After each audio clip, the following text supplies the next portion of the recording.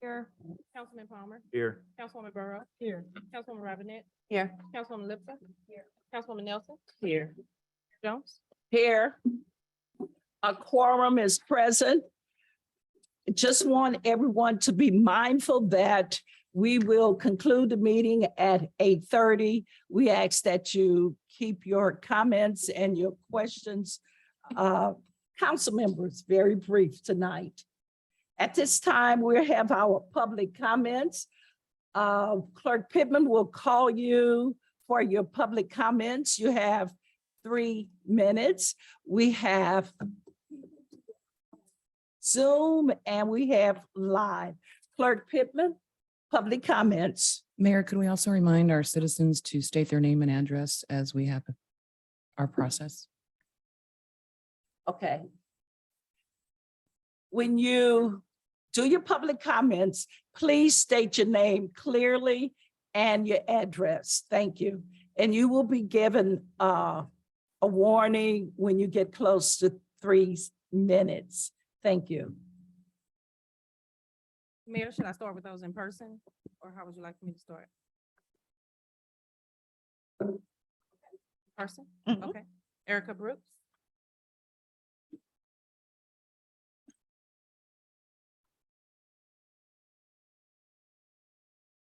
Good evening. I am here in regards to the recall for Tony Burrell. She's my councilwoman in Ward 2, and since she's been in office, she's taken it personal to make it feel like I has been headbutting her to be able to try to, be personal with her. But all I had ever asked, with her being my representative, is to do something for our division of Ward 2. Now, I want to go back to when I first met her in 2015 at Central Elementary School as a volunteer parent up there with my son. And I was the 135th anniversary chair for Central Elementary School. That's when I was first introduced to her by the principal at the time, which was Miss Crystal Isom. And didn't know her from the man and the moon. I was the person that put that thing together. It wasn't the school board. And so when she arrived and she saw all the different officials there, she approached me. I didn't know her, approached me and told me, what is this all about? This couldn't be for kids. So I didn't quite understand her purpose of why she was confront me in that manner. So, I mean, it was that, as well as when I tried to run for president for a school board, for the parent teacher organization, she made it a point for her to run for president and had the teachers as well as the principal and people in her program come vote her in without having the kids there. Also, when it came down to my daughter working for her summer program, she never paid her to work for her for 2 weeks. She worked, and to this day, my daughter still have not gotten paid for that. So when she became city council person, it was a personable situation where whenever I tried to ask her, as well as Heather, to be able to do something for my community, as well as like for the bus, to be able to stand up for it. She didn't speak up for that. She tried to confront me about doing backdoor deals or whatever else. I said, if you had done your job, you wouldn't have seen my face. And I left it at that. When it came down to me running for city council, that's why I brought this sign right here to let people know that I did step up. I wasn't just complaining because I hadn't had a voice to speak up for us since she voted in since 18. And it's never been about you, Tony Burrell. It's been about you and your position to speak up for us. Like you got your streets done down there, all that $1 million work on Frost and Hen School and the infrastructure. Our main bus line on Suburban and Dade, that's potholes, has been there forever. You never 40 seconds left. never stood up, never volunteered to sign my petition when I had it waiting for you, as my representative, not as Linda Lipka, which she stood up immediately to ask me, hey, what can I do? She did her job as a city representative, but as you and Heather, I've been Thank asking. you, Mrs. Brooks. Please, I didn't sign your petition, Nick, but I need you all to understand Thank why you, Ms. we need a Brooks. representative in our place. Thank you. Paula Berger.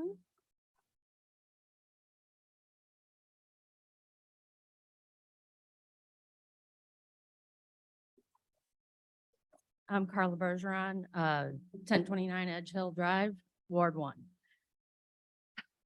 Okay. I came here tonight. I'm glad to see you guys all, by the way. Great to have you in council, all your faces on camera. It's awesome. Long time coming, very important. Secondly, I just want to mention, in case there are people on virtual that don't know what's going on, Mr. Osterberg, our city manager, effectively resigned at the last council meeting. And since then has withdrawn that. I believe there are conditions. When I heard the news the morning after, I first immediately called my councilwoman. And because I knew I could, because I'm old school, okay? I'm either calling you or emailing you. I barely text, and I hardly pick up my own phone. So anyway, knew I could get a hold of the mayor through that line. Not sure about the rest of you council members, but I can only make one phone call. Figured I probably couldn't get through to, if you don't mind, I'm gonna call you Eric. Please call me Carla. So it was important for me to get through to the mayor. I did. She called me right back. I was very thankful for that. I emailed all of the council members, not just my reps, because I felt it was very, very important. I do talk a lot. I am pretty obnoxious and rude and straight to the point, shoot from the hip. But I don't normally speak up unless it's really, really important. And Mr. Osterberg, you are one of the, if not the best thing that has come to our city administration since 2014. We've had some people that tried, and God love them. You got to take people for what they can bring to the table. You bring a lot more. You bring what we need. We can't have people that have just passion or a good heart. We need people with knowledge and passion. Yeah. And the wherewithal and the ability to pull people together. And I have seen more from you in the year you've been here. And look what you came up against, man. We had Fema, the other thing that happened recently. Oh, the traffic, you've got St. Louis County to the table to talk about Chambers and Hereford. I mean, these are serious things that we have been lacking, let alone why we're all here and still suffering under the consent decree. I mean, we found out the hard way in 2014 that we are 40 not seconds, diverse, Carla. not inclusive. And this is a perfect example. It's not just about the color of your skin. It's about who you are. We all have to be inclusive. And the man is a professional. Treat him so. Respect him. Let him do his job. And if you can't counsel, I beg you, resign and get out of his way. We need Eric Osterberg. Ferguson needs Eric Osterberg. Make it happen. I'm looking for good things from all of you. Thank you, Carla. Jill Holtrop.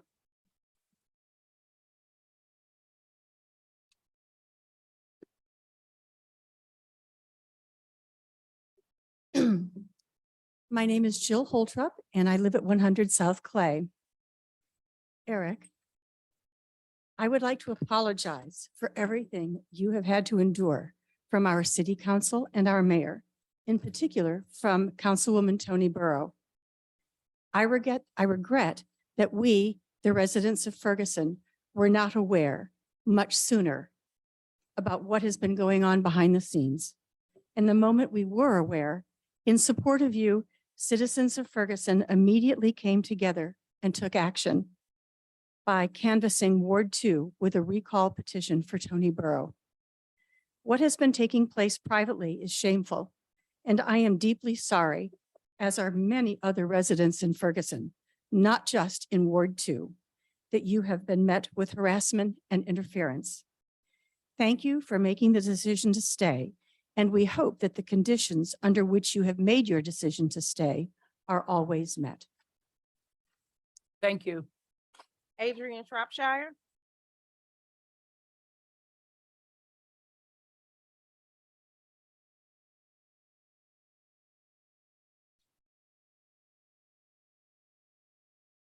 Good evening, council. Good evening, citizens.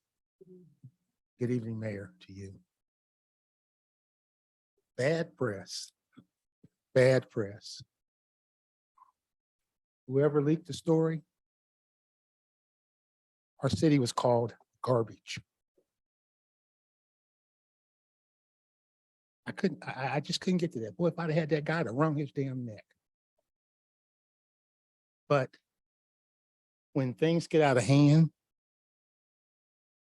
that's what happens. So somebody takes it in their own hands to call a dispatch or turn a story over to the dispatch. I don't know what happened, how it got there. But we needed to keep this in-house. Whatever went on 2 weeks ago, whatever went on, we should have kept it right here in this daggone council room. But we didn't. Eric, thank you. Now I'll say it, I talked to Eric before he came here. Nobody knew. I talked to him in his office up in Oregon. And I gave him a good word of advice. I'm not going to tell you what it was. Council, I don't feel any of y'all are doing your job. Because each one of our council people, we have a skill set. Use your skill set to build our city. Use your skill set to bring people and businesses into these vacant buildings. Each one of y'all, Councilman Palmer, general contractor, 25 years or more. Ms. Burrell, business. Heather, tech. Mayor, scientist. Linda, business. Councilman Phaedra, business. We need to start putting our skill set to our city. Don't expect the city manager or the planning and zoning to do it all.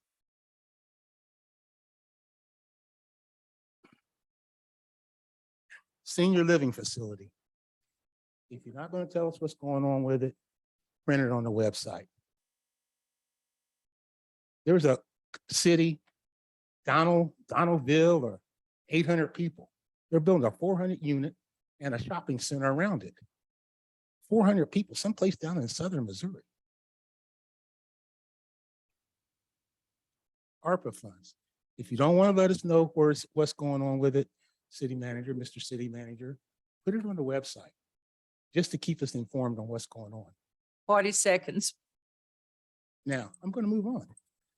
I want to thank the law enforcement for going down there at Griffin School today. I mean, they had 4 units down there and they were pulling people over every 5 seconds. Because they speed down through there. They had a drag race right down through Griffin School.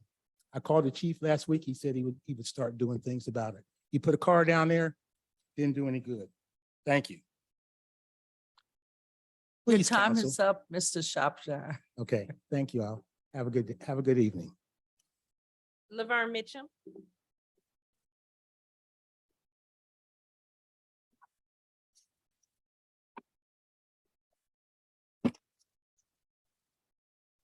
Fern Mitchell, 508 Hunters Ridge Drive. Good evening, council. As a former council member, I'm very concerned and disturbed by recent situations regarding our city manager. What I don't understand is why some of you are not following the charter. The city manager is hired to run the day-to-day operations of the city. He should not be micromanaged. In April 2017, the former mayor, James Knowles, had an article printed in the Times titled "Governance in Ferguson, What Does It Mean?" The article taken from the charter clearly says any council member, including the mayor, who directs any activity of any city employee by himself or herself is subject to recall or impeachment. The article is very informative and also explains the differences between our form of government and other cities. I have brought copies of the article for those who want a copy. As many Americans continue to keep hope alive in this divided, toxic, cold-blooded political environment, many of them are becoming tired and discouraged. However, from the local level, the state level, the federal level, we, the people, must not become hopeless and discouraged. we must do what we're doing this evening. We must stand up, speak up, and let some of the elected officials know we will not allow you to continue to cause employees and staff to leave because many of you got your own political agendas. That is not what we want. We want everything you do to be in the best interest of all the people. Thank you.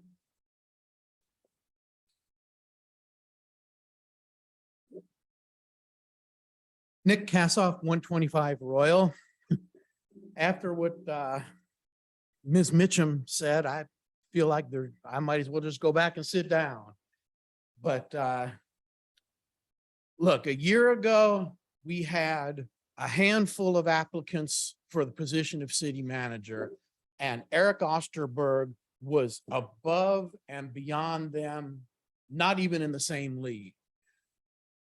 I was proud that I endorsed his selection before he was hired. And he's never disappointed me even once. Not that I've always agreed with everything he did, but he is the consummate professional. He's leading our city. He's righting the things that have been neglected for so many years. He's doing the job of city manager, and we need Mr. Osterberg here. Now, there are some who've stood in the way of that. And the people of this community have been united in a way that I haven't seen in years. People across the political spectrum in this city have banded together and said, no, you don't get to harass our city manager. We need to keep our city manager. It's been delightful and encouraging. And I know Eric sees that. So that being said, it's unfortunate that we were in the media for the last few days. That's the kind of thing that happens when you act the fool and somebody finds out. So we need to stop this. And one of the ways you stop that is if you've got a particularly egregious violator, as Ms. Mitchum said, they can be recalled or impeached. Now, that doesn't mean we hate you. That doesn't mean we don't forgive you. That doesn't mean we want to shame you or embarrass you. But what it does mean is that this city needs to move forward, that this city needs to right the wrongs of the past and move forward into the future. We've got a lot of things to do here in Ferguson. We don't have a lot of space to make and put up with nonsense. So thanks to all of you who have joined already in setting this right. And we're going to be out there for the next week or so, and I believe we'll have it done. So again, thank you for your time. And to those of you on council who have supported our city manager, worked within the charter and done the right thing, I thank you and I will support you for that. Thank you. Okay, we're gonna move to the Zoom callers. First is Michael Pierce. Michael Pierce, 305 Royal, Ward 2. I am absolutely appalled Is he muted? Is he at the muted? way some members of this council have chosen to treat Eric Osterberg and Stephen Robin. We can't hear him. You were not Can you elected tell to him we govern can't hear him? via rumor Pierce, we can't hear and you. gossip. Can you hear us? Can't hear you, Mike. And as for that room tonight, I will say this. I can only imagine it's filled with the stench of Can you- tyranny, Mr. Pierce, incompetence, and cowardice. Thank you. Miss, Mr. Pierce, we are on a bit of a delay with the Zoom call. Mr. Pierce, if you can hear us, we're gonna need you to start over. We couldn't hear you. Can you hear me now? Yes, thank you. I said I was appalled with the way certain members of this council have treated Eric Osterberg and Stephen Robin. You were not elected to govern via rumor and gossip. And I can only say, I imagine that room tonight is filled with the stench of cowardice, incompetence, and tyranny. Thank you. Thank you. Cassandra Butler? Good evening. Can you hear me? Yes. Okay. So good evening, everyone. One thing I had hoped, or one thing I hope that City Manager Ostenberg can bring to the city is transparency. This was clearly his desire in his interviews. It is also clear that he has found it difficult to do his job here in Ferguson. It is even evident in the council meetings when the city refused to make recommendations on a business decision because it involved a council person. The council prefers to stay at a minimal level or a minimum standard regarding conflict of interest policy. And meanwhile, individually want to micromanage the city manager. So much so that some months ago, the city manager had to tell a particular council member in the meeting that she is not individually his boss, that the council as a whole hires and fires the city manager, not singularly. As such, I need the council to handle their business and only their business. As one of you said, learn your lane and stay in it. I think you need to consider policies for yourselves, for the council. Things like, do not let individual council members meet with the city manager unless you authorize it as a group with specific topics to be discussed and brought back to the group. Perhaps meeting with the city manager and with individual council members need to be recorded and accessible to the residents. No individual one of you should be intimidating the city manager. And council, it is your reputation that is on the line. I strongly suggest you manage yourselves as a group and guide your one employee on a policy level as a group. Thank you. Michael Woods?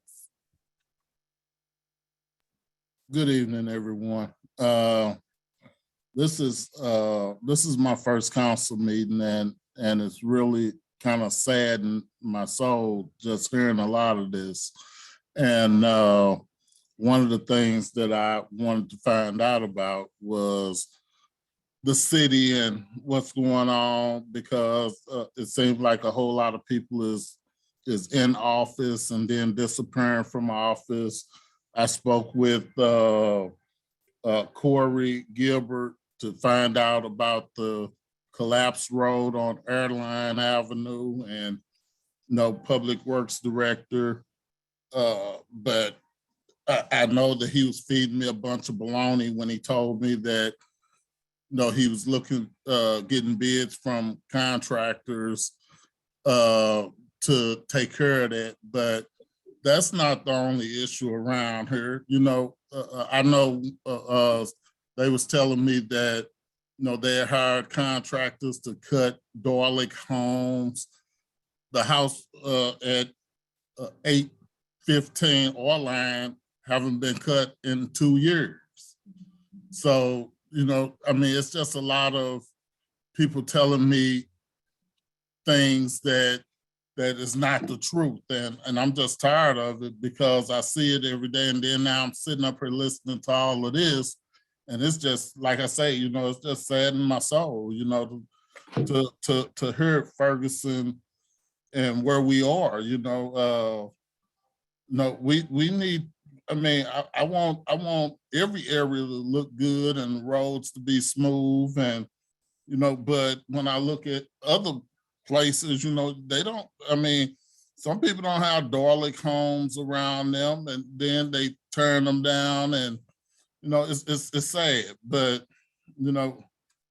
I just want to find out what's going on around me now, because I mean, what do I need to be making a plan to get away from Ferguson? Or, I mean, I'm willing to do whatever it takes. I walk up and down the street picking up trash all day, you know, or, you know, I do that. I was cutting across the street a little bit, you know. I mean, I want my area to be just as nice as everybody else's.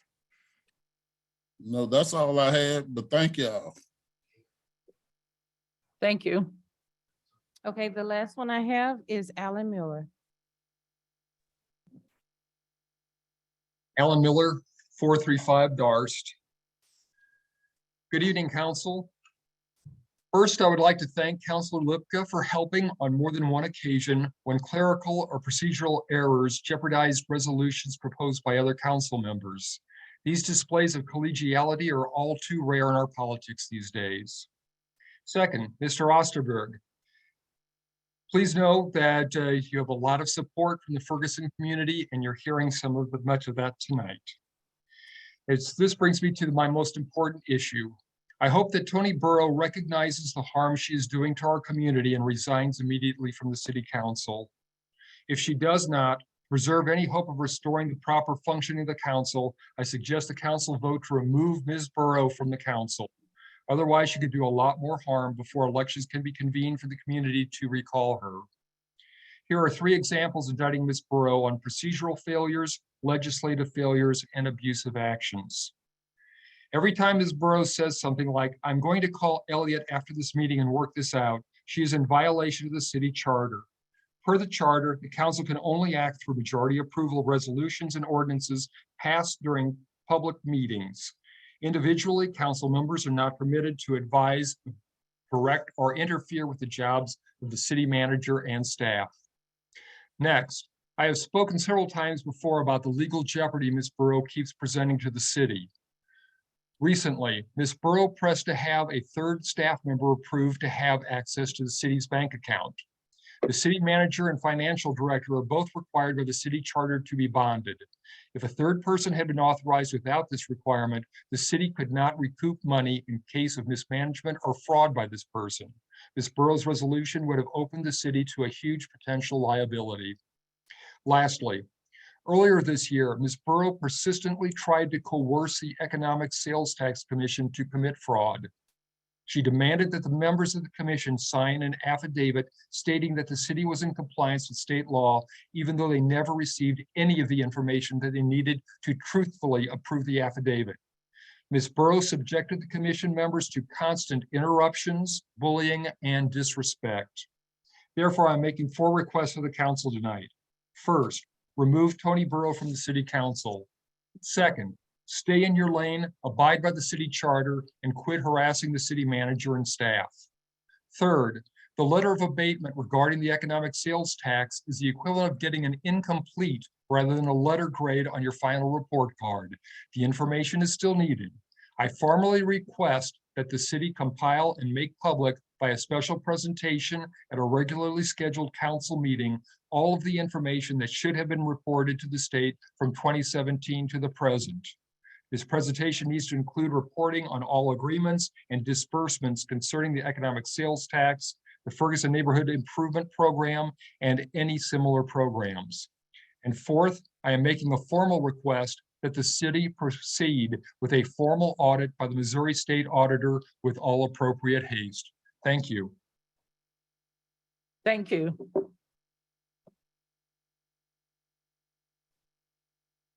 That's the last one. I thank you. Okay. We're going to close the public comments and information that was given for the staff.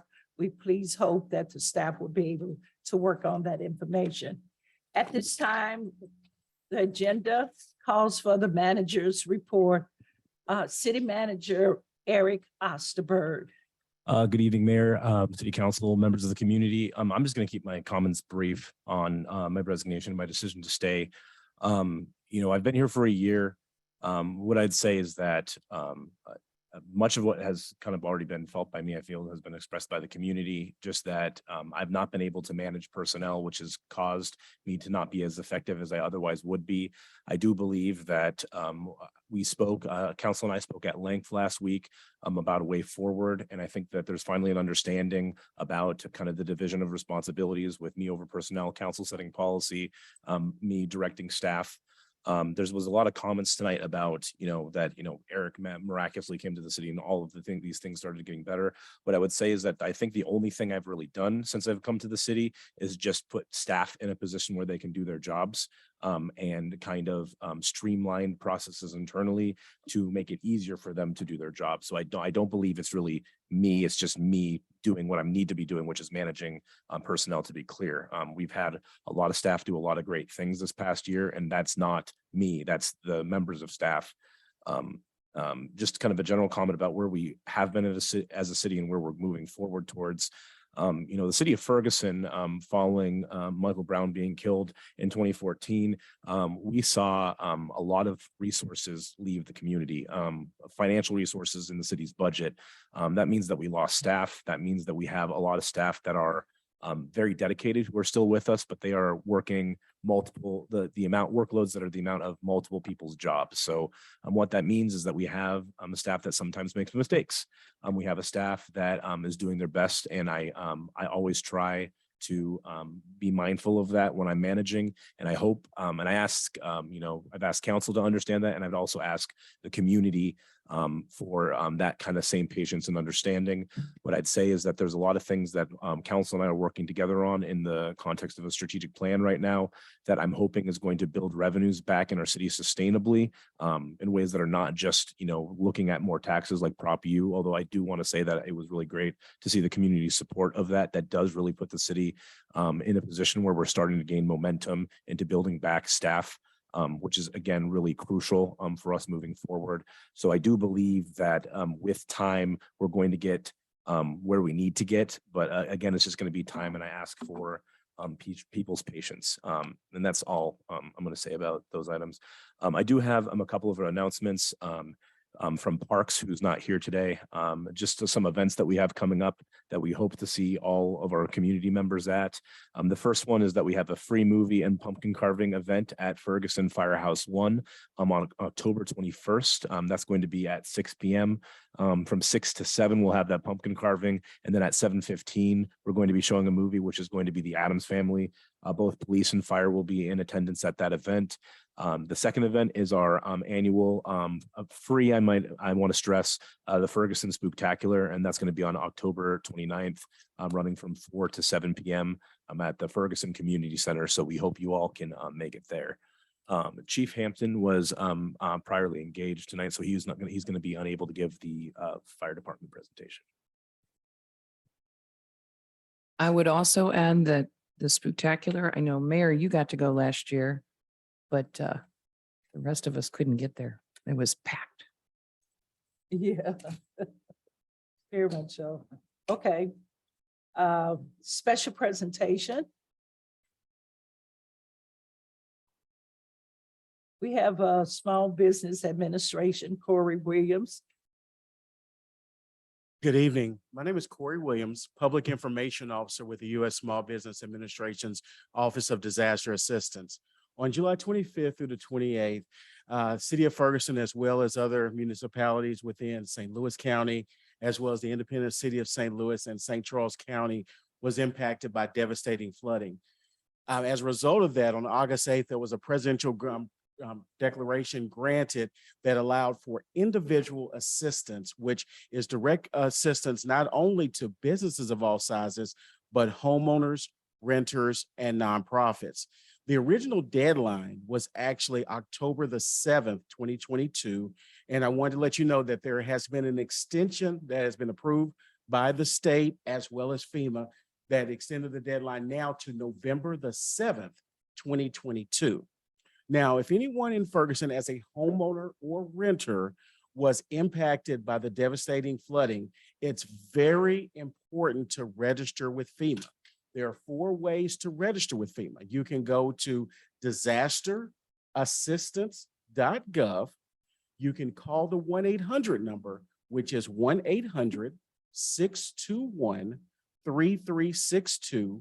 And a lot of people don't realize 3362 actually spells out FEMA.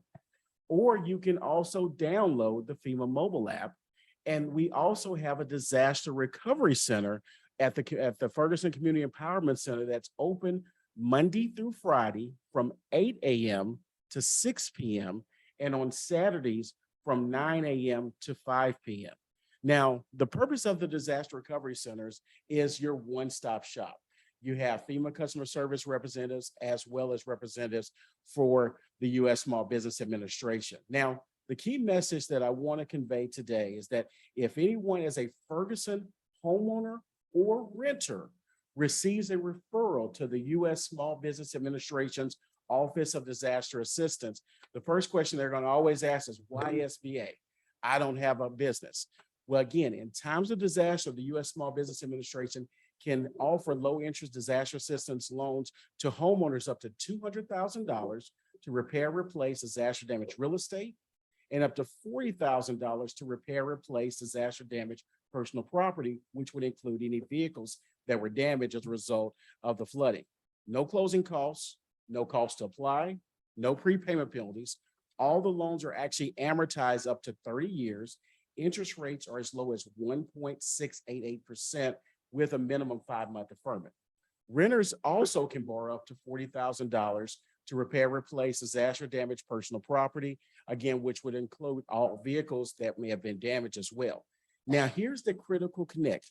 If someone receives a referral to the U.S. Small Business Administration, I can't emphasize enough to complete that application. The one question they're going to say, well, I don't want a loan. Well, I counter by saying, well, we may not be able to approve you for a loan. And if we're unable to approve you for a loan, we're going to refer you back to FEMA for a grant program called Other Needs Assistance or Unmet Needs. So as is very critical that if you see that email, once you've registered with FEMA, that it says you need to go ahead and complete that application, please, please, please complete that application. Again, we look at credit history. We look at repayment ability.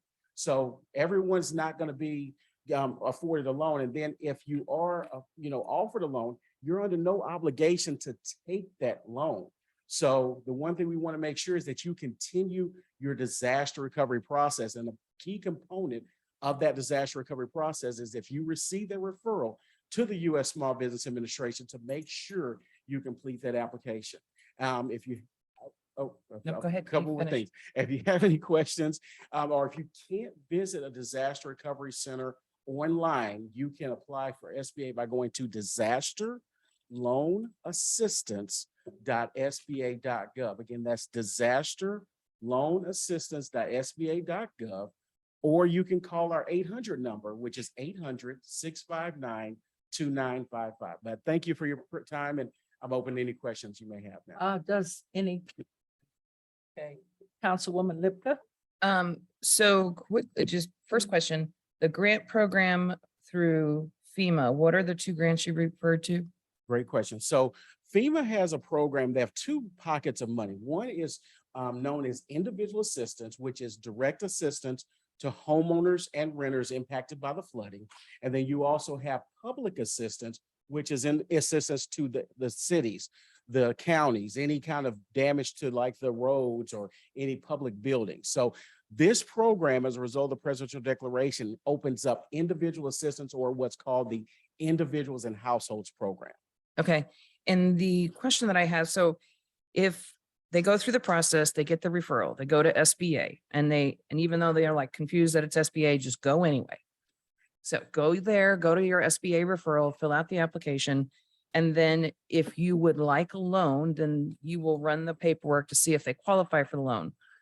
They don't have to take the loan. They're under no obligation Okay. at all to take the loan if they're offered a loan. So let's say I qualify for the loan, but I don't want to take the loan, but can I still go back to FEMA and get a grant? That's a great question, Councilwoman Lipka.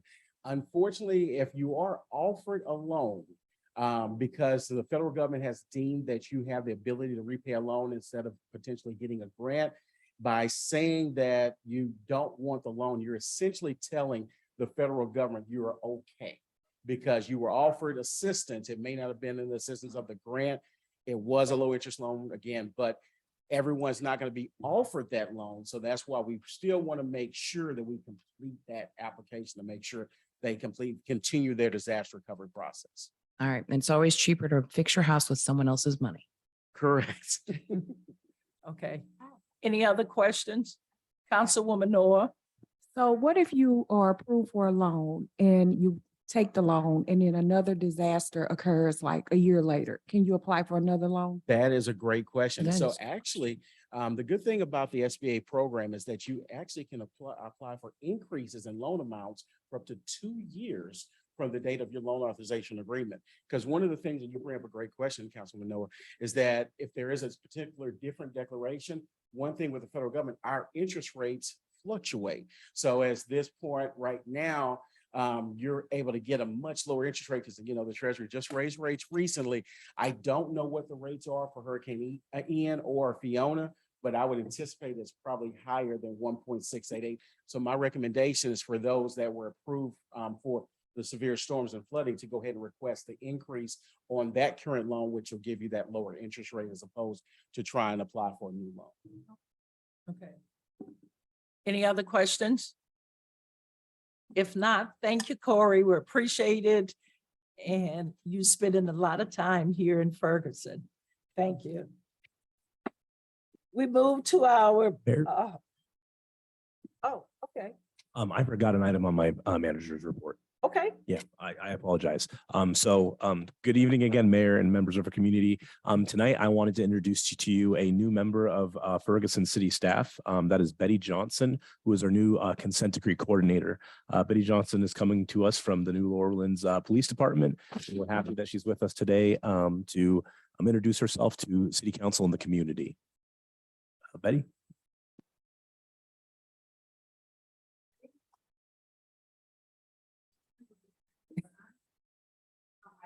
I've worked with New Orleans Police Department for like about 14 years. I've already been working with them extensively with the consent decree that they're under. However, some changes have been made based on some things that they discovered later. So they've been under consent decree for about 12 years now. It's not something that anybody would want to be under for a particularly long time. However, there are things that happen, and when those things happen, they have to make modifications and make sure that they actually get things up and running for the equivalency of everything, equitable and everything for everyone. So. Thank you. Welcome. Welcome aboard. Welcome.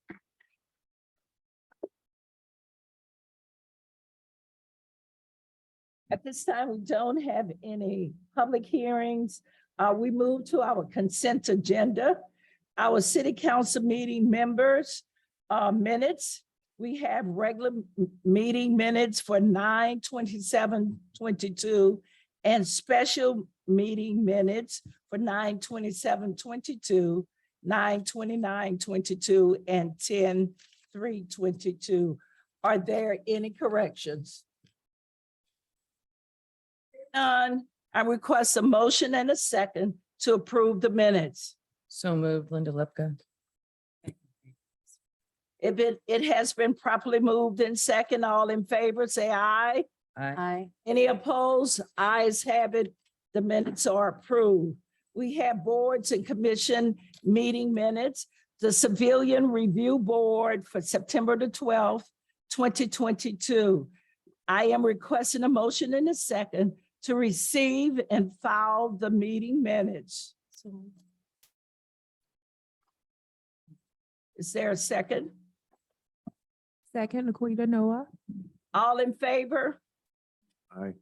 Any opposed? Ayes have it. The minutes will be filed.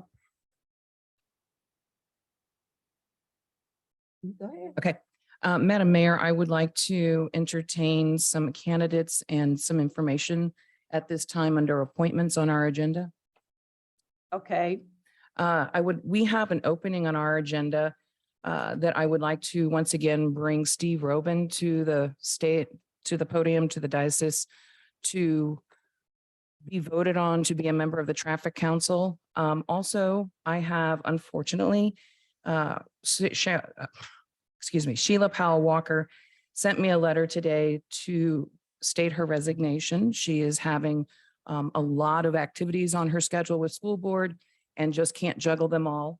But I'm very pleased to say that before I say that, with her resignation, that gives me 2 openings on the Traffic Commission. I'm also very pleased to say that when Sheila Powell Walker was on the Traffic Commission, it was very informative and very important to have a school board member there because she gave us a lot of insight and worked as a liaison with the school district regarding BTC and Griffith and Lee Hamilton and Walnut Grove, all the schools that are impacted by our traffic patterns. So that being said, she and I agreed that it was very important to try and find a replacement who also had school board representation. So we have also the application of Terry Tyson in front of all of you. Terry Tyson is a phenomenal Ferguson citizen. He lives in Chateau Woods. He is a mortgage banker. He's also on the school board and he's also very active in his church. I actually had the honor of putting him up for a COVID recommendation or a COVID award during that time when you were recognizing citizens who were going above and beyond, because he does a food giveaway on Airport Road quite often on a regular basis. So the man is committed to the community. So what I would like to do is present to you the letter of resignation, which I have already given you a copy, Mayor, and I have one for Octavia. I would also like to put forward Steve Robin for one of the openings. I would like to put Terry Tyson for the other opening. Okay, thank you. One One thing at a time? Okay, so my first one would be Steve Robin. The only way you can bring Stephen back is one of the people that voted against him for being on the board, that was the majority vote. Only one of them can make the motion to have him to come back to. Well, according to Councilwoman Burrow's comments on Facebook, she said that this was something that she would be willing to entertain. And since she was one of the votes against him, I would ask her to put a motion to put his application back into an active status for the Traffic Commission. And I'd be willing to do that, to entertain that as soon as we're done with the board and commissions that we were doing tonight in the open session. Right, you put a motion on the floor to have Stephen Robin to Be a member of the be a Traffic Commission. member of the Traffic Commission. It has to come from one of the 4. So are you offering the motion? I was just answering her question, and I'll give everybody that was one of the 4 an opportunity to do that right now. Okay, you can put the motion on the floor. I'm giving anybody other than myself that opportunity. So, Linda, What are you saying? I'm giving any one of the 4, aside from myself, that opportunity. Nobody said anything, so put the motion out. I'm giving any one of the 4. Do you understand what I'm saying? Okay. So Mayor, what I am understanding is that at this point, what I would like to ask then is, could I ask any of the 4 of you that voted no to Steve Robin to be a member of the Traffic Commission? I asked you at the last meeting to please tell me why, and I was attacked because I was told that everybody's vote was private. But quite honestly, in a public setting where our votes are the results of our voice being used for our citizens and what they want, we should be held accountable to our votes and we should be able to answer the questions of our citizens. And so I'm not trying to be argumentative. I'm trying very honestly to do this as non-political possible. But I can tell you that this is an incredible man who makes a strong contribution with a heart of gold, who is only there to do the work of the community. He has a permanent green card. He is approved by the President of the United States. I don't understand why we can't do the same. So I would like to ask, I'm going to go by each person. Councilwoman Noah, would you change your vote? I am, Linda, I think. I am going to each person. I gave you an Linda, opportunity. got to put the motion on the floor. Okay, well then before you can ask them to change it. And then Okay, it's I discussion. thought I did, so let me try again. I am putting a motion on the floor to, One of the 4 has to put the motion on the floor. okay, so I would ask one of the 4 to please do so. If you truly care about this community and you want to see us move forward and do what's right by our citizens, I am asking one of the four of you to put his name out there as a candidate for the Traffic Commission, as he is a legal and a law-abiding citizen of Ferguson.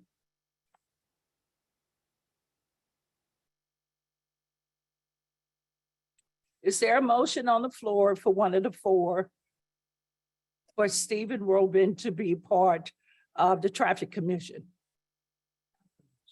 Amen. Phaedra There you Nelson go. just said something Amen. there. I didn't. Please, Amen. Phaedra, Phaedra, Motion on the Phaedra, I second that motion. it has been properly moved and second that Stephen Robin be considered again. placed on the Traffic Commission. Okay. Okay, are you ready to vote? Are you ready to vote? I take your call roll, please. Councilman Noah,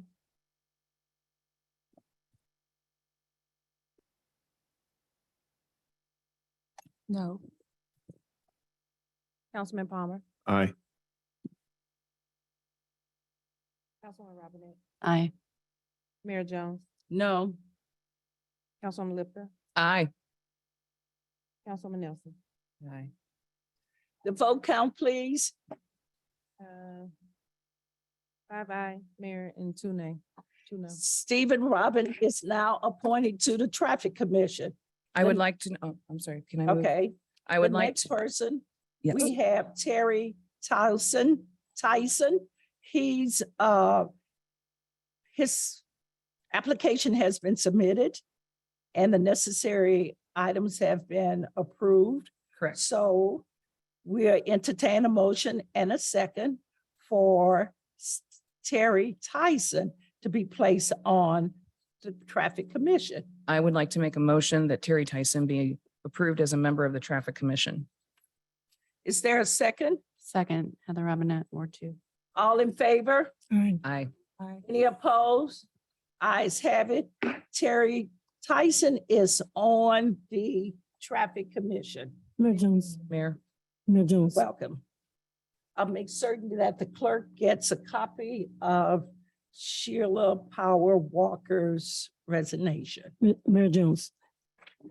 Is it- Councilwoman Burrell, Thank you. Can I interject for a place in new business?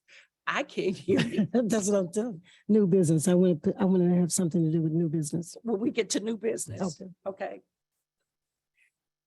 I'm requesting that the November council meeting be canceled for November the 22nd, 2022. It's the meeting just before Thanksgiving, and the meeting in December be canceled. It's the week of Christmas.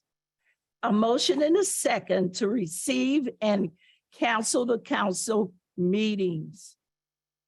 So moved. Who moved? Mayor. I have a question. Okay, we get to the question. Okay. Is there a second Second, Nikita Noah. question? Question is, our regular our regular council meeting is scheduled for Tuesday, November 8th, which is an election day. So will that interfere with our council meeting? No, we usually have our meetings anyway. Okay, I just wanted to make Okay. sure. Yeah, Okay, we usually have the meeting, even the presidential meeting. We had a meeting. Okay, are you ready to vote? All in favor? Aye. Any opposed? Ayes have it. The meeting for November, the week of Thanksgiving is canceled, and the meeting for the week of December, Christmas is canceled. I have 2 proclamations here tonight. I have a proclamation for Fire Prevention Week, whereas the city of Ferguson is committed to ensuring the safety and security of all those living and visiting our city. And whereas fire is a serious public safety concern, both locally and nationally, and homes are where people are at the greatest risk to fire. And whereas working smoke alarms cut the chance of dying in a reported fire in half. And whereas the Ferguson Fire Code require at least one smoke alarm on every level of the home, including the basement and outside all sleeping areas.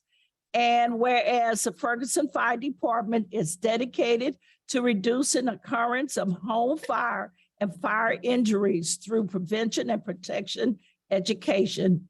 And whereas the 2022 Fire Prevention Week theme, Fire Won't Wait, Plan Your Escape, effectively serves to remind the citizens of Ferguson that it is important to have a home fire escape plan.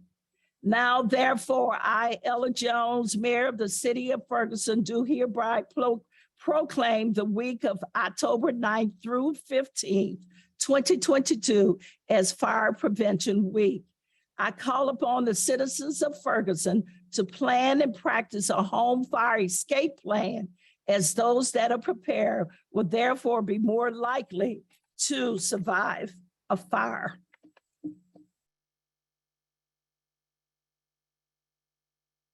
A proclamation for Breast Cancer Awareness Month.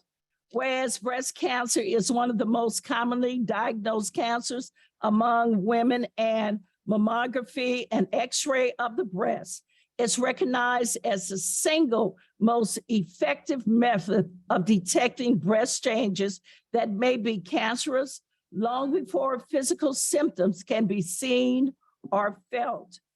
And whereas the National Breast Cancer Awareness Month program is dedicated to increasing public knowledge about the importance of early detection of breast cancer and promote treatment that can significantly reduce the suffering and death caused by this disease. Whereas the awareness campaign is remembering those who have lost their fight against breast cancer, standing with those who remember their loved ones and continue to support our nation's advocates. And whereas the City of Ferguson, in renewing its commitment to supporting prevention, detection, and treatment of breast cancer. Now, therefore, I, Ella Jones, Mayor of the City of Ferguson, Missouri, on behalf of the Ferguson City Council, do hereby proclaim the month of October 2022 as National Breast Cancer Awareness Month throughout the City of Ferguson. Our next item on our agenda at this time is resolution number 2022-44. Without objection, we're introduced by council members present. Hear none, Attorney Carey, could you please read the resolution?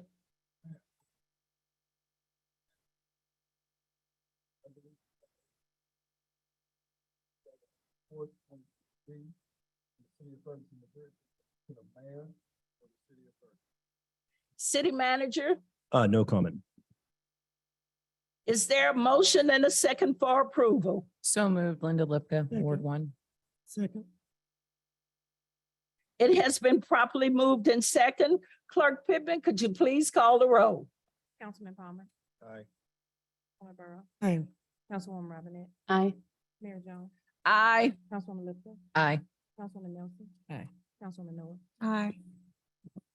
Resolution number 2022-44 passes. We don't have any bills for the first reading. We do have a bill for the second reading. Bill number 2232. Without objections, we will hear the bill. I request a motion and a second for the bill to be read a second time and place upon the passage. Tony Burrell, so moved. Second, Laquita Noah. Mayor, Attorney Carey, could you please read the bill? Bill number 7232, an ordinance amending chapter 25 of the municipal code, city of Ferguson, related to issuance of a business license to rent residential real estate. Do we have any discussions? Hear none.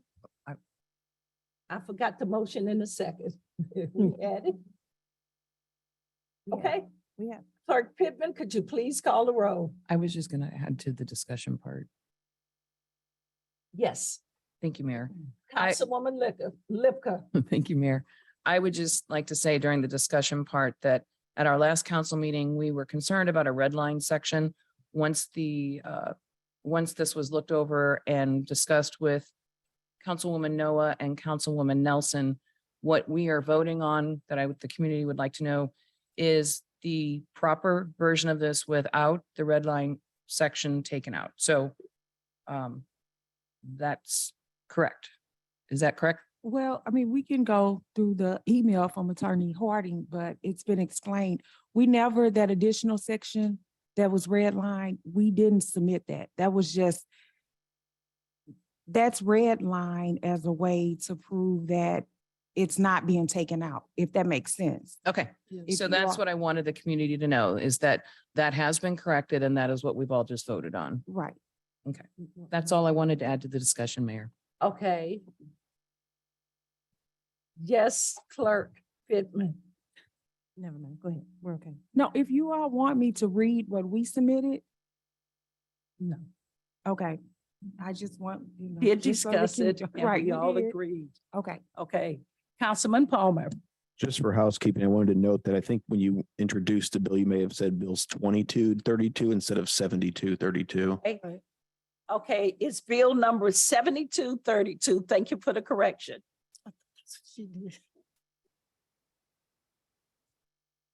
Are you ready to vote?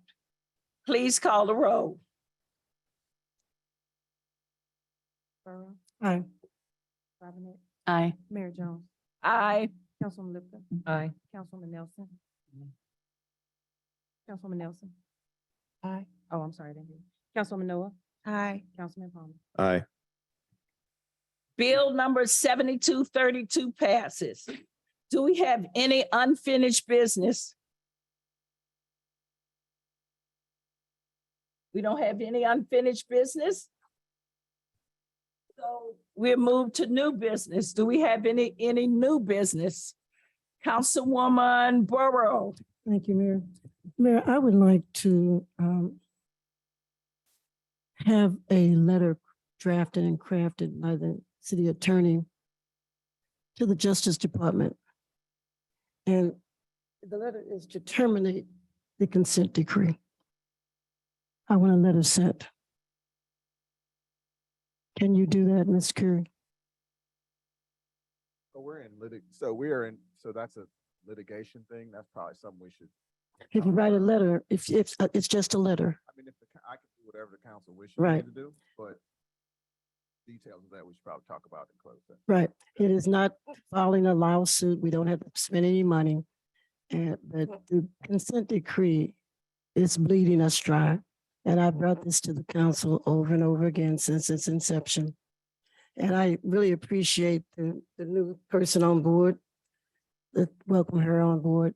However, a good manager worked themselves out of a job. So I hope she works herself out of a job. I hope there's no job to be had there because it is time for us to end this consent decree. And I'd appreciate a letter. Can I get a vote on that, Mayor? At the last consent decree status hearing, may I? At the last consent decree status hearing, the city manager went back through all the records from the day we started paying the monitor expenses and everything.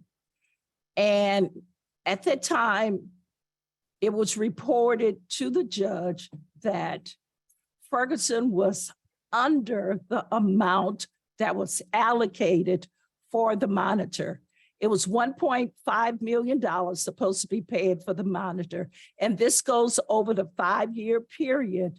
We only paid $970,000. Is that not correct? So we are under what we're supposed to be doing for the consent decree. And we, in the 5 years that we are in the consent decree, we have progressed a lot further than had been anticipated. And so the judge, the monitor, and the DOJ are very pleased on the progression and the progress that we are making. So if we want to draft such a letter, I think we'd be kind of, I think so too. So, I didn't hear, you think we kind of what? Councilwoman Lipka? At this point, we'd be shooting ourselves in the foot is what I'm hearing from you. Yes, because the city manager did his homework and he brought it to the judge, and it's way under than what we was supposed to spend over the 5-year period. So we will be shooting ourselves in the foot.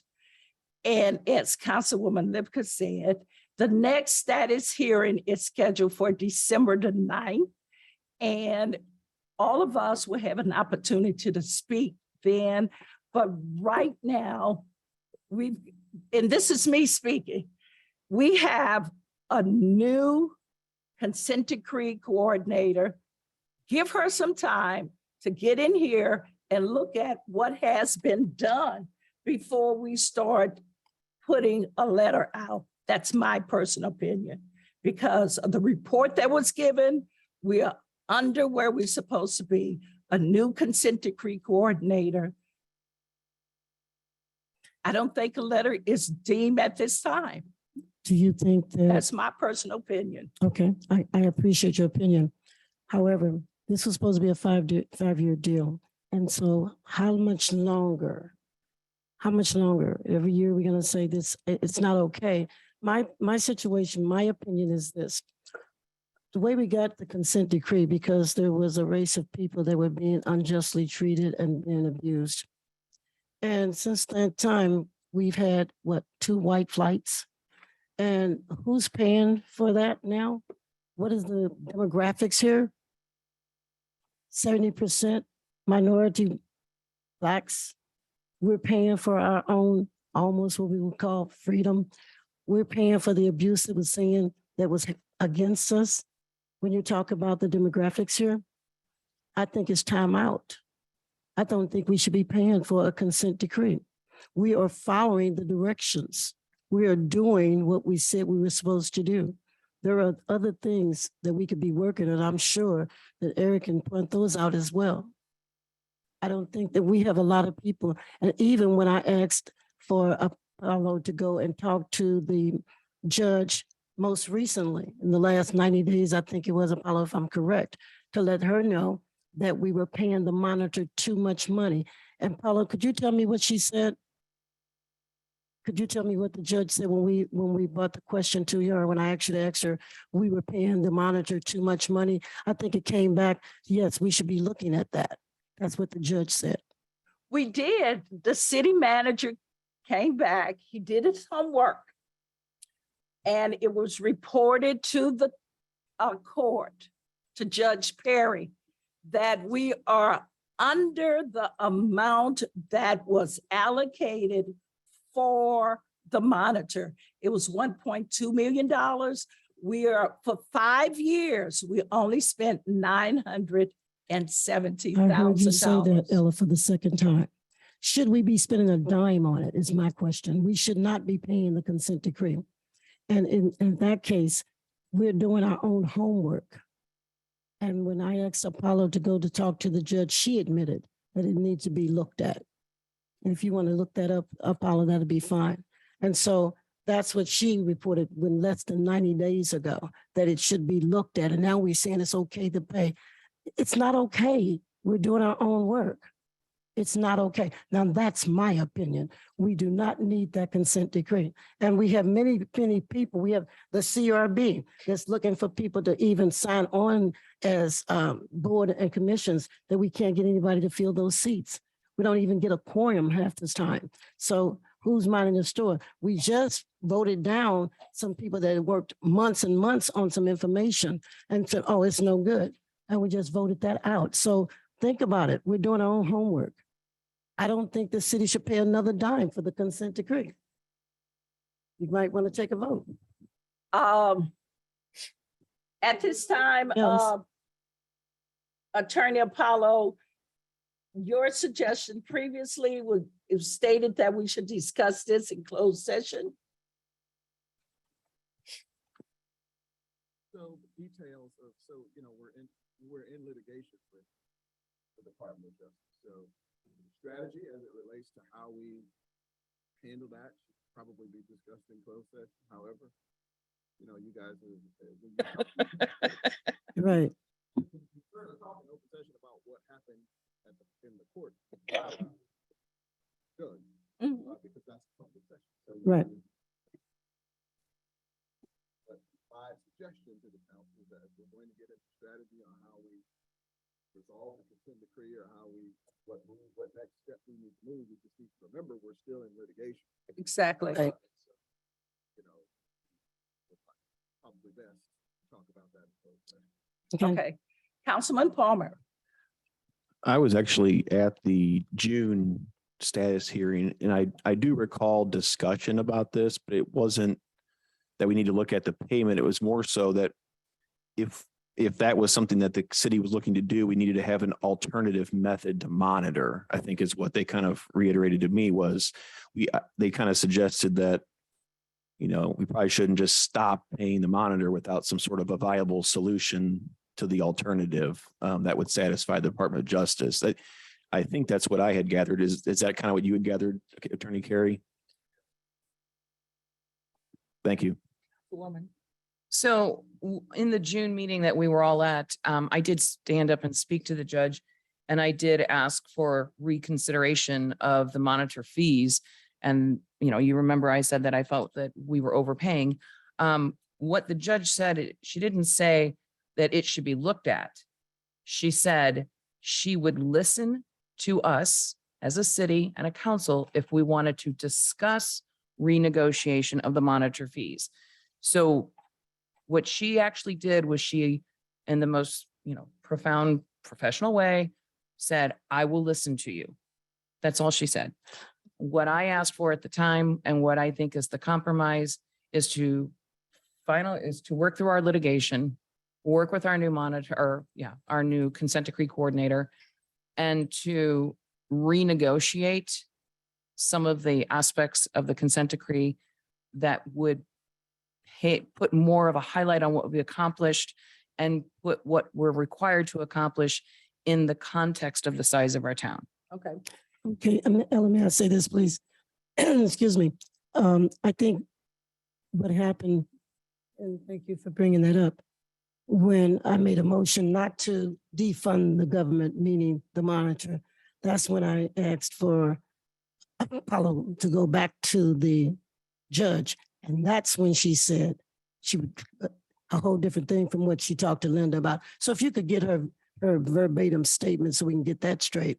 But the bottom line is, I think it's important when we put the judge that we get it straight. She's interested in looking at the fact that we are paying too much money. We shouldn't be paying a dime, not when we're doing our own homework. So if whatever we discussed in closed session, we can go from there. Thank you, Mayor. You're welcome. I'd just like to share with the council that we should follow the advice of our legal counsel.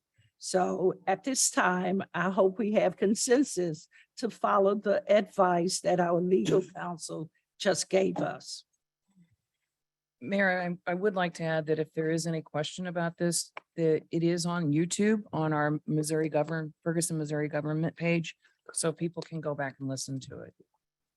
Thank you. Is that on YouTube what you discussed with her, Apollo, when you made that personal phone call?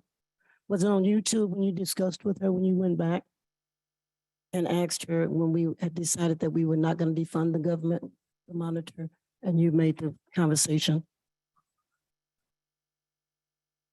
Was it on YouTube when you asked the judge to consider the fact that we were paying too much money to the monitor for what we were getting? Was that on YouTube? Right. I thought you made a phone call.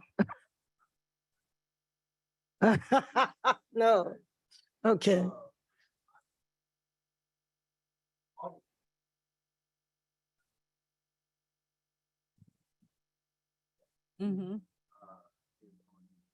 Okay, so when you asked that question, it was on YouTube? Yeah, it was not. Okay. Okay. Thank you.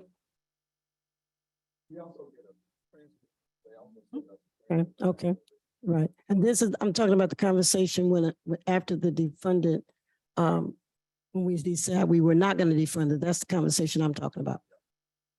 Okay, cool. Thank you. Okay, thank you. We have moved to miscellaneous. We have about 5 minutes for miscellaneous because we are going to stop at 8:30. So Councilwoman Noah. Just right quick. Thank you, Mayor. Just to clarify, section 42 regarding Bill 7232, and thank you all for the passage.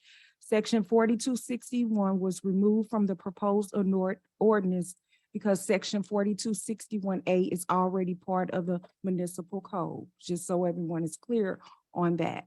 And just to, I've talked to several residents over the past couple of weeks regarding the streets. Some of the streets in Ward 3 have dangerous holes and the residents are afraid. And I just want the residents to know that it's not being ignored. And just please continue to be patient and be safe. The North Hills Neighborhood Association meeting is every third Saturday via Zoom. South Central Ferguson Neighborhood Association every fourth Thursday. The meeting is via Zoom, and the Southwest Ferguson Neighborhood Association meeting is every fourth Monday via Zoom. We'll be out this Sunday, need some volunteers, hopefully Councilman Palmer, passing literature in North Hills neighborhood off of Bermuda and Woodstock. And we also want to get people in that community to serve on the boards, which is another reason why we're going out there door to door to pass that literature. Lastly, Forestwood Neighborhood meeting meets every first Tuesday of the month. We meet in person and via Zoom at the Bible Church at 900 Highmont and Highmont at Hornet. But again, thank you, Ward 3, and we'll continue to do our best for you. Thank you, Mayor. Thank you, Councilman Palmer. Councilwoman Noah covered most of our neighborhood association meetings, which is good. We do struggle in Ward 3 to get people to participate in a lot of our meetings, but I am very excited that we have our new consent decree coordinator. In my brief 2-minute interaction with her tonight, she really seems to understand the struggles that we're going through. And I think she will really be helpful with things like we were just discussing in new business. I think she even said herself that the goalpost was moved in New Orleans many times too. So she probably has very helpful advice on how to move it back or get a consensus on where it's set. So we should definitely welcome her. And I really look forward to hearing her updates as well as we start to kind of get through the consent decree. And we have a community development coordinator, I believe, starting soon too. And that's going to be a very helpful position too. That's really going to help us get some of our housing figured out, especially in Ward 3. So we got a lot of good department heads coming on and more positions to fill, but I think we see the light at the end of the tunnel. So thank you. Councilwoman Burrell. Thank you, Mayor. I want to welcome the coordinator. I hope she works herself out of a job. I really am excited about her getting here doing some things. I do have a statement that I want to make, and this is not the final statement that I will make, but I will just say to this, that, and I've written it down so that can everybody hear me? Because I can't hear anybody up here. Yes? Okay. The larger community of Ferguson must be represented. Bygone days of special interest leaders that only serve a particular group of citizens is just that, it's bygone. I hope you're getting this message. We must go forward. The year 2022 demands a city council that is committed to all the people. We must have all voices here in the collective of our community. All voices are needed and are appreciated.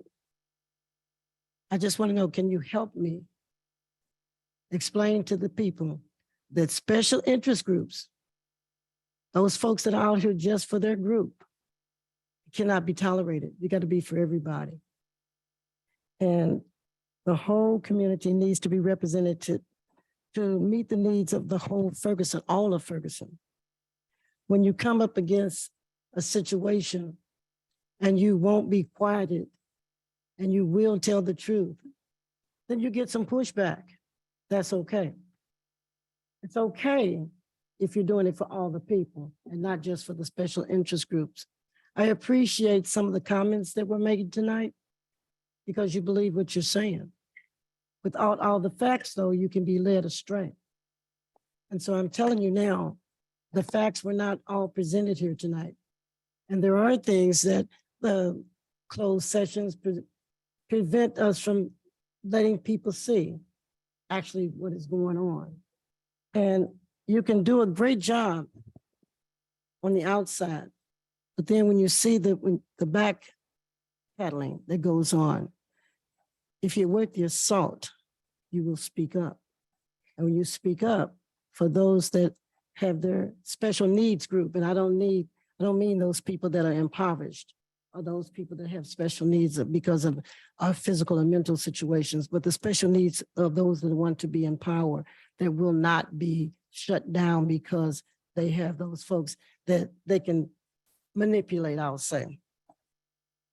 Each citizen, regardless of their culture, perspectives, have certain things and certain rights that need to be addressed at the council level. Well, I try to do that. I try to be that voice. Diversity on the city council is a must. And somebody said it really clear. There is a lot of talent around this circle, all the way around. A lot of people that are in love with Fergusonites. We have to use what we have. We have to be diverse. We have to be able to say, we agree to disagree. We do that a lot here. But when it comes to the place where it's got to be my way or the highway, that's not how you do business, not city business. So finally, I just want to be clear, very clear. I'm here by choice. Ferguson is my home of choice. I can live anywhere I want to live. This is where I choose to live. This is where I choose to do my service. I was doing service long before I got on this council. I will continue to do service. And for all of those who, the naysayers, for all of those that want it their way, sorry, that's not me. I'm going to do it to the best of my ability, to what the Fergusonites need. And I appreciate all of you that have come out tonight. And I think that it's good to have open sessions, face to face, eyeball to eyeball. I think it brings together relationships. I'm happy to be back in session to see all of you. No matter what you come to say, we have to activate as one. We have to act out of that. And so whether it's good news or bad news, whatever it is, we need to come here. This is the place. You come to this house. There's a scripture to go with that. That's okay. But if you come here, I believe that you will get some satisfaction. I hope you're seeing that we're all trying to do our best for this city. Thank you, Mayor. Thank you. Councilwoman Robinette. Well, Mayor, I'm going to try to speak very quickly because I knew you wanted to be out of here by 8:30. Yeah, we got one more minute. Okay. Welcome to Betty Johnson and City Manager Osterberg. I'm very grateful that you chose to stay, and I look forward to continuing to work with you. So thank you very much. Thank you. Councilwoman Lipka. Okay, so Eric, when you were making your statement, you made a very succinct comment when you said that you didn't want it to have all the credit given to you, that you've given space and opportunity for the staff to do their job. We had great leadership in John Hampton, but when we hired you as a city manager, that is exactly why we hired you, was for that type of leadership. So I am very thankful that you were here. I think that you are a man who is going to grow with this position in a manner that is just going to benefit our community. I'm very disappointed when Councilwoman Burrell had the opportunity tonight to step up and speak her truth about the words she put on her letter in Facebook. She did not do so. I appreciate the second on the vote, but I truly appreciate Phaedra Nelson for changing that motion and putting the right person on the Traffic Commission. I would also like to say a very large welcome to Betty Johnson. I'm sure she has a lot of experience and great work in front of her for our community. And I think letting her do her job again should be our motto in this community, on this council. Letting her do her job will allow us to see where we need to go with the consent decree. And then finally, I would like to sadly say that a friend of mine who is the husband of an employee passed away. So please keep a very dear employee, Diane Jones, in your prayers as she has lost her husband very unexpectedly. So once again, I am done, Mayor. Thank you. That's the Thank you. fastest I've ever gone. Yeah. Councilwoman Nelson. Thank you, Mayor Ellen. Okay. You forgot my name. You had to think about it for a minute. That's why I said. Girl, I'm trying to do this 1 minute. Okay. That's okay. And just remember that. Right, real quick, just that the Nesbit Newton meetings that we've been having every fourth Wednesday of the month have really been very successful and going well. We're continuing those meetings. I know that we've been doing them out at the Nesbit Newton Park, but we'll be looking to move those inside during the cold months over at the Ferguson Empowerment Center. Still on the fourth Wednesday of the month at 7 o'clock. Also just wanted to also welcome Ms. Johnson as well to the city. And October 29th from 12 noon to 3 in the afternoon at the Emerson Family YMCA, we'll be having a free flu and COVID booster vaccine to open, free and open to the public. So if you need to get your booster or your flu shot, you can come up to the Y from 12 to 3, and that'll be with Athenia Health that will be providing those flu and vaccine shots. That's it. Thank you. Octavia Pittman, clerk. No report. Attorney.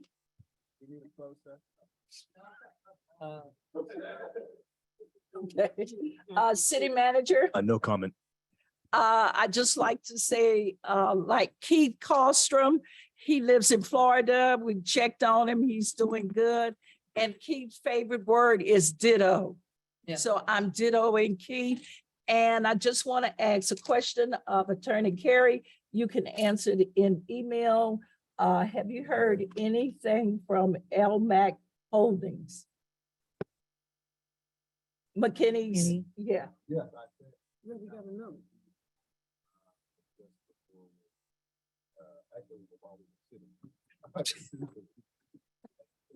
Okay. Okay. All right. I'm requesting a motion in a second to adjourn at 8:33. Good job. It has been properly moved in second. All in favor? Any opposed? Ayes have it. The meeting is adjourned. Mayor.